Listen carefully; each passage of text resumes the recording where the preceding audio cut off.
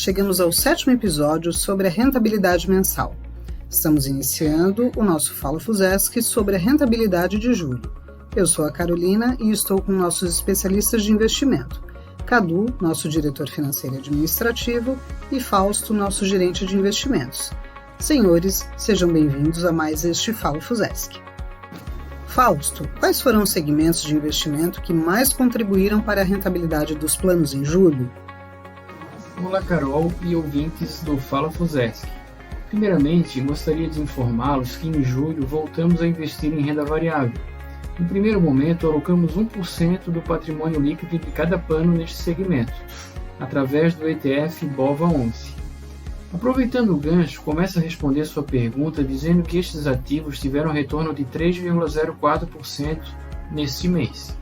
Também contribuíram para a rentabilidade o Fundo Exclusivo Multimercado Estruturado, que rendeu 1,87%, e a parte da renda fixa atrelada ao CDI, que rendeu 1,12%.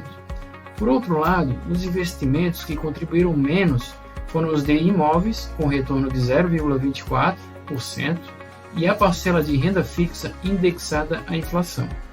Importante salientar que estes papéis indexados à inflação, chamados NTNB e NTNC, têm um peso bastante significativo na nossa carteira, pois representam cerca de 60% do total. Agora contigo, Cadu. Pelo que o Fausto acabou de comentar, 60% dos investimentos da Fusesc estão atrelados a índices de inflação, que fecharam o mês com percentuais próximos de zero. Por que a Fusesc mantém um volume tão alto de recursos em títulos dessa espécie? Você pode nos dizer? Olá, Carol. Olá, ouvintes do Fala Fusesc. Nós temos dois principais motivos pelo qual a nossa estratégia em títulos vinculados à inflação compõe um peso bastante grande da carteira. A primeira é que a nossa meta atuarial dos planos ela está indexada ao índice INPC. O índice INPC mede a inflação do público de consumidores que tem até 5 salários mínimos. E o IPCA, que é o índice de inflação oficial do governo, é aquele que está atrelado aos títulos NTNB, que é a maior parte desses 60% que compõe a nossa carteira. O que isso significa na prática? Eu tenho uma espécie de proteção no caso de um avanço muito grande da inflação. Então, quando eu tenho títulos que vencem daqui 20 anos, 30 anos, atrelados ao IPCA, isso significa que, caso a inflação venha a subir bastante, além da inflação eu ainda vou manter uma posição de bônus, que a gente chama, ou o retorno de investimento acima, que é o prêmio pago pelo título da NTNB. Então, um exemplo aqui prático que a gente pode utilizar. Eu tenho um título que vence lá em 2050. Ele vai me pagar 6% de juro ao ano, mais a inflação. Daqui até lá, a gente não sabe quanto que a inflação vai variar para cima ou vai variar para baixo.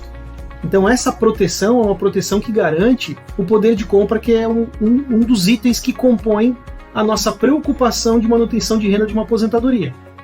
Nós temos também títulos NTNC que estão vinculados ao IGPM, que tem uma proteção também com outro tipo de índice de inflação e que também compõe uma parte da nossa carteira. O outro segundo motivo pelo qual a gente mantém uma posição bastante grande é que os títulos vinculados à inflação normalmente têm prazos bastante estendidos.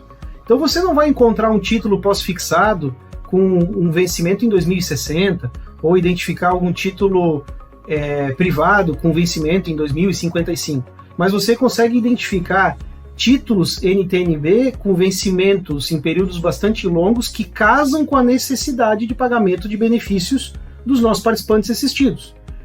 Então, se o INPC e o IPCA, que são dois índices muito próximos de inflação, eles seguirem com essa mesma tendência no longo prazo, essa carteira de investimentos vinculada à inflação é uma baita de uma proteção para o plano de benefícios.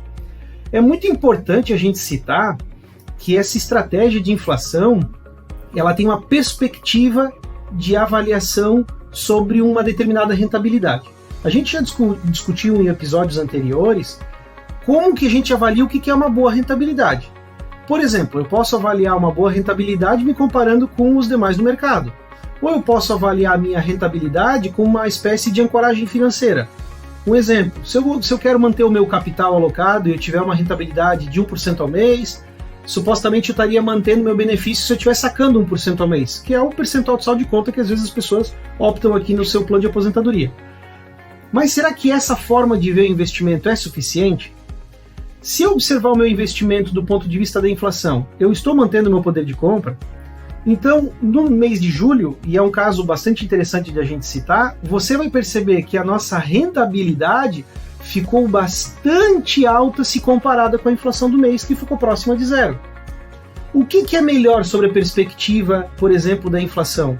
Eu ter 2% de rentabilidade num determinado mês e ter uma inflação de 3,5%? Ou eu ter uma rentabilidade próxima dos planos que a gente está vendo agora com uma inflação próxima de zero? Isso é o que a gente chama de ganho real. É o poder de compra que você tem quando você vai lá no supermercado, você vai na farmácia. Então, um dos papéis da Previdência Complementar é manter esse poder de compra lá no futuro. Tanto é que quando a pessoa vem aqui optar pelo benefício, ela pode pegar um benefício vitalício, que vai ser atualizado pelo INPC, ou ela pode optar pelo percentual de saldo de conta. Então, no fim do dia, o que a gente gostaria de dizer para o nosso participante? A minha rentabilidade do meu plano foi boa esse mês? Depende sobre o ponto de vista que você está observando. Se você estiver observando do ponto de vista de mercado, vai ser uma perspectiva, e do ponto de vista da inflação, como a gente está contando aqui, vai ser outra. Se você teve uma rentabilidade muito acima da inflação, pode ter certeza que sobre esse ponto de vista a rentabilidade foi muito boa. Obrigada, senhores, pelas informações da rentabilidade dos planos no mês de julho. E você que está chegando agora no nosso podcast e quer saber mais sobre a rentabilidade dos planos, fica aqui a dica. Ouça ou assista ao episódio Entendendo a Rentabilidade dos Planos no Spotify, Deezer ou YouTube. E para saber a composição da carteira de ativos dos planos, rentabilidades históricas e comparações com indicadores de mercado, você pode salvar o número do WhatsApp da FUSESC, 48 40 42 0305, enviar uma mensagem de texto e conferir as informações e outras inovações que preparamos para você. Cadu, Fausto, agradeço a participação de vocês e as informações do mês de julho. Agradeço a audiência dos nossos ouvintes e até o próximo Fala FUSESC.